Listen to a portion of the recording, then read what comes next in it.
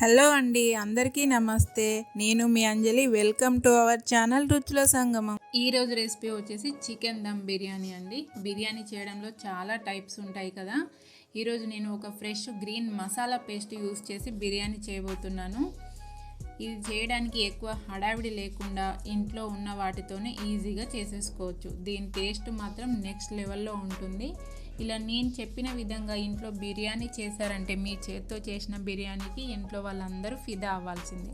ఇక లేట్ చేయకుండా ఈ బిర్యానీ ఎలా చేసుకోవాలో, ఎలా చేస్తే పర్ఫెక్ట్గా వస్తుందో చూద్దాం. దీనికోసం నేను 750 గ్రామ్స్ చికెన్ తీసుకొని నీట్గా వాష్ చేసుకొని ఇలా ఘాట్లు పెట్టి తీసుకున్నానండి. ఇప్పుడు మిక్సీ జార్లో 6 పచ్చిమిర్చి, 3 చిన్న టమాటాలు, పిరికెడు పుదీనా, కొత్తిమీర, 2 లవంగాలు, ఒక నల్ల యాలకు, ఒక చిన్న యాలకు, 2 అనాస రేకులు, ఒక చిన్న దాల్చిన చెక్క ముక్క వేసుకొని వీటిని ఇలా వీడియోలో చూపిస్తున్నట్టు మెత్తటి పేస్ట్ లాగా మిక్సీ చేసుకోండి.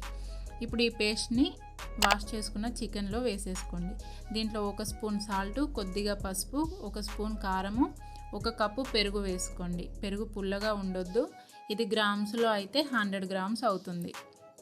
దీంట్లో 2 స్పూన్ల ఆయిల్, కొద్దిగా నిమ్మరసం వేసుకొని వీటన్నింటినీ ముక్కలకు బాగా పట్టేలాగా కలుపుకోండి.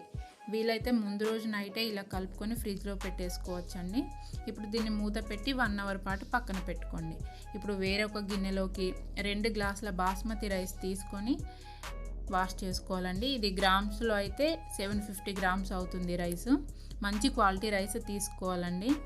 దీంట్లో వాటర్ వేసుకొని 1 అవర్ పాటు పక్కన పెట్టేసుకోండి. 1 అవర్ తర్వాత 4 స్పూన్ల ఆయిల్ వేడి చేసుకొని 1 కప్పు ఆనియన్స్ వేసి ఫ్రై చేసుకోవాలండి. ఈ ఆనియన్స్ బ్రౌన్ కలర్లోకి మారి క్రిస్పీగా అయిన తర్వాత పక్కకు తీసుకోవాలి.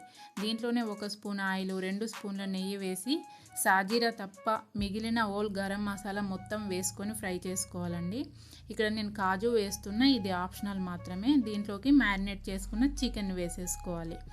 ఈ చికెన్ అన్నది ఎంత బాగా మసాలాల్లో ఎంత ఎక్కువసేపు నానితే చికెన్ పీసులు అన్నవి అంత జ్యూసీగా, అంత టెండర్గా రెడీ అవుతాయండి. ఇప్పుడు ఇలా చికెన్ వేసుకున్నాక దీంట్లో 1 స్పూన్ ఫ్రెష్గా చేసుకున్న అల్లం వెల్లుల్లి పేస్ట్ వేసుకొని కొద్దిగా బ్రౌన్ ఆనియన్స్ వేసుకొని కలుపుకొని మూత పెట్టేసుకోండి. ఇలా కలుపుకుంటూ అడుగు అంటుకోకుండా మూత పెట్టుకుంటూ ఉడికించుకోవాలండి. ఒక 7 to 8 మినిట్స్ లోపలే ఈ చికెన్ 70% ఉడికిపోతుంది. ఇప్పుడు మనం తీసుకున్న రైస్కి డబల్ అమౌంట్లో వాటర్ తీసుకొని ఓల్ గరం మసాలా మొత్తం వేసేసుకొని ఇందులోనే సాజీరా కూడా వేసుకోవాలండి. ఇలా వేసుకున్నాక 1 స్పూన్ అల్లం వెల్లుల్లి పేస్ట్ వేసుకొని ఈ వాటర్ని బాగా మరిగించుకోవాలి. ఇలా వాటర్ మరుగుతున్నప్పుడు మనం 1 అవర్ పాటు నానబెట్టుకున్న బాస్మతి రైస్ మొత్తాన్ని ఇందులో వేసేసుకోవాలండి. రైస్ వేసుకున్నాక 1 స్పూన్ సాల్ట్ వేసుకొని ఒక 10 మినిట్స్ ఉడికించుకుంటే సరిపోతుందండి. రైస్ని మొత్తంగా ఉడికించుకోవద్దు. ఇలా కొద్దిగా పలుకుగా ఉండి 80% ఉడికిన తర్వాత వాటర్ వంపేసుకొని పక్కకు తీసుకోవాలి. చికెన్ కూడా రెడీ అయిపోయిందండి. మనకు కావాల్సిన కన్సిస్టెన్సీలోకి వచ్చేసింది. ఇప్పుడు మందపాటి గిన్నె తీసుకొని అడుగున నెయ్యి వేసుకొని మనం ఉడికించుకున్న రైస్ని 70% కింది భాగంలో లేయర్గా వేసుకోవాలండి.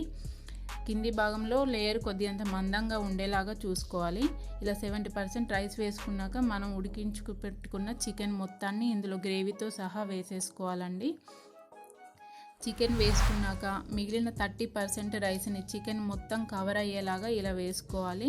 ఇలా చుట్టూ చికెన్ పీసులు మొత్తం కవర్ అయ్యేలాగా రైస్ మొత్తం వేసుకున్న తర్వాత దీని మీద బ్రౌన్ ఆనియన్స్ కొద్దిగా పుదీనా, కొద్దిగా కొత్తిమీర కూడా వేసుకోవాలండి. ఈ పుదీనా, కొత్తిమీర అన్నవి లైట్గా వేసుకుంటే సరిపోతుంది, ఎక్కువగా వేసుకోవద్దు. ఇప్పుడు పాలల్లో కొద్దిగా ఫుడ్ కలర్ కానీ లేదంటే సాఫ్రాన్ కానీ వేసుకొని ఆ పాలను ఒక 2-3 స్పూన్లు వేసుకోండి, ఎక్కువగా వేసుకోవద్దండి. ఇలా కొద్దిగా వేసుకుంటే సరిపోతుంది. దీంట్లోనే 1/2 స్పూన్ గరం మసాలా, ఒక 1 to 2 స్పూన్ల నెయ్యి వేసుకోండి. ఇలా మొత్తం వేసుకున్న తర్వాత వీడియోలో చూపిస్తున్నట్టు మైదా పిండితో కానీ గోధుమ పిండితో కానీ ఇలా మనం తీసుకున్న గిన్నె చుట్టూ పెట్టుకొని మూత పెట్టుకోవాలండి. దీనివల్ల లోపల ఉన్న ప్రెషర్ బయటికి పోకుండా ఉంటుంది. ఇలా మూత పెట్టుకొని 10 to 15 మినిట్స్ లో ఫ్లేమ్ మీద ఉడికించుకొని స్టవ్ ఆపేసుకోవాలండి. తర్వాత 10 మినిట్స్ రెస్ట్ ఇవ్వాలి.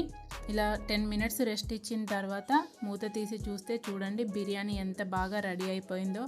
పర్ఫెక్ట్గా ఎక్కడ ముద్దలాగా లేకుండా పొడి పొడిగా ఎంత మంచి స్ట్రక్చర్లో బిర్యానీ వచ్చింది చూడండి. మీరు కూడా సేమ్ ఇదే పద్ధతిలో చేశారంటే కూడా ఇంతే పర్ఫెక్ట్గా బిర్యానీ వస్తుంది. ఇలాంటి మరిన్ని రెసిపీస్ కోసం ఈ వీడియోని లైక్ చేసి మన ఛానల్ని సబ్స్క్రైబ్ చేసి పక్కనే ఉన్న బెల్ ఐకాన్ని ప్రెస్ చేయండి. మీ ఫ్రెండ్స్ మరియు మీకు తెలిసిన వారికి షేర్ చేయండి. Thank you for watching.